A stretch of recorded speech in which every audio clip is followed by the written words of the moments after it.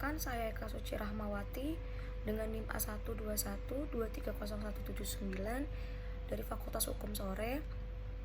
Saya akan menjawab dari UTS Hukum Lingkungan, yaitu tentang contoh permasalahan lingkungan di Indonesia akibat teknologi dan motif serta upaya penyelesaiannya. Kalau dari faktor teknologi, salah satu contoh konkret adalah pencemaran udara akibat penggunaan kendaraan bermotor yang berbahan bakar fosil yang terus meningkat di kota-kota besar seperti Jakarta. Teknologi transportasi yang tidak ramah lingkungan ini menghasilkan emisi gas rumah kaca seperti CO2 dan NOx yang menyebabkan kualitas udara memperburuk dan berdampak pada kesehatan masyarakat. Dari faktor motif ekonominya itu mendorong banyak perusahaan melakukan eksploitasi sumber daya alam secara berlebihan. Contohnya adalah pembukaan lahan untuk perkebunan sawit di Kalimantan dan Sumatera yang sering dilakukan dengan pembakaran hutan. Aktivitas ini menyebabkan deforestasi, kebakaran hutan, dan serta kerusakan habitat. Upaya konkret untuk mengatasi hal ini perlu dilakukan dari transisi ke teknologi hijau seperti kendaraan listrik dan pengembangan transportasi publik yang efisien. Penegakan hukum dan insentif ekonomi seperti pemberian subsidi bagi perusahaan yang menerapkan prinsip berkelanjutan dan memperlakukan sanksi tegas bagi pelaku pembakaran hutan. Edukasi masyarakatnya dan dunia usahanya ini agar lebih sadar akan pentingnya pelestarian lingkungan dalam jangka panjang. 2. Sejarah perkembangan konsep sustainable development. Konsep sustainable development atau pembangunan berkelanjutan mulai dikenal secara luas sejak laporan Brundtland pada tahun 1987 yang mendefinisikannya sebagai pembangunan yang memenuhi kebutuhan saat ini tanpa mengorbankan kemampuan generasi mendatang untuk memenuhi kebutuhannya sendiri.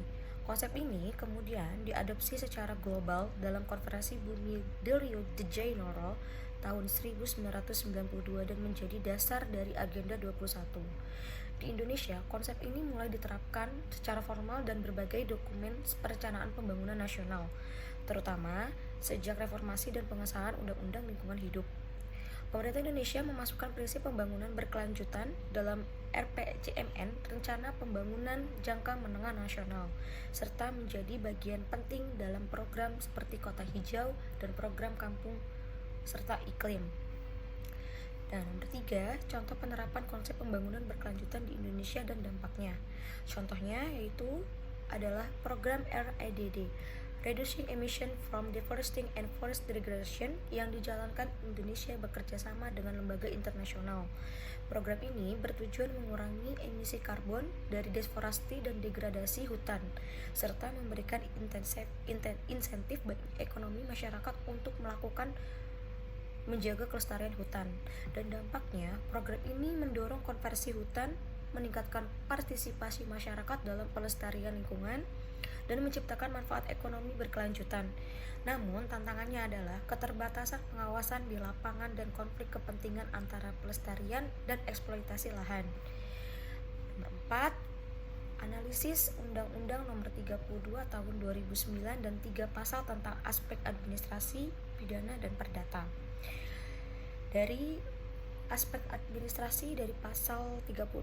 Pasal ini mengatur bahwa setiap usaha atau kegiatan wajib memiliki izin lingkungan sebagai syarat untuk memperoleh izin atau usaha izin kegiatan. Ini memberikan dasar administrasi agar aktivitas usaha mempertimbangkan dampak lingkungan sejak awal. Kalau dari aspek pidana, dalam pasal 98, pasal ini menyebutkan bahwa setiap orang yang dengan sengaja melakukan perbuatan yang mengakibatkan pencemaran dan atau perusakan lingkungan hidup dapat dipidana penjara paling singkat 3 tahun dan paling lama 10 tahun serta denda antara 30 miliar sampai dengan 10 miliar. Kalau dari aspek perdata, dalam pasal 87, pasal ini menyatakan bahwa setiap penanggung jawab usaha dan atau kegiatan yang melakukan pelanggaran terhadap hukum lingkungan dapat dikenai gugatan ganti rugi melalui pengadilan. Ini memberikan ruang hukum bagi masyarakat atau kelompok untuk menuntut kerugian atas pencemaran. Nomor 5, penjelasan isi paper saya, judulnya yaitu tentang urgensi penerapan dampak lingkungan AMDAL sebagai kontrol dampak terhadap lingkungan di Indonesia. Dan rumusan masalahnya yaitu 1. apa urgensi penerapan AMDAL dalam pengelolaan lingkungan hidup di Indonesia. Kedua, apa peran AMDAL dalam sistem perizinan lingkungan Indonesia. Kesimpulan singkatnya ya adalah AMDAL berperan penting sebagai instrumen hukum untuk mencegah pencemaran dan kerusakan lingkungan sebelum proyek dilaksanakan. AMDAL menjadi syarat utama dalam penerbitan izin lingkungan dan menjamin pembangunan berkelanjutan.